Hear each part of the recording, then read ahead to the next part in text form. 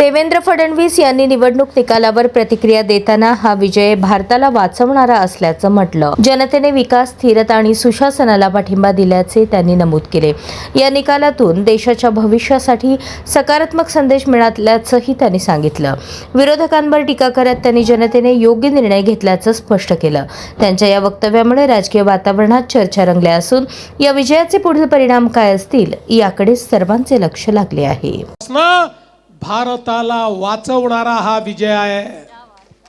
ज्या प्रकारे ममता दीदींच्या नेतृत्वातलं सरकार बांगलादेशमधनं घुसपैठीये बंगालमध्ये आणायचं आणि त्या ठिकाणून कागदपत्र बनवून संपूर्ण भारतामध्ये ते जायचे आणि संपूर्ण भारतामध्ये आमचा रोजगार तर ते खायचेच, पण त्याच वेळी भारताच्या एकतेला, अखंडतेला, सार्वभौमतेला, सुरक्षेला धोका निर्माण करायचे.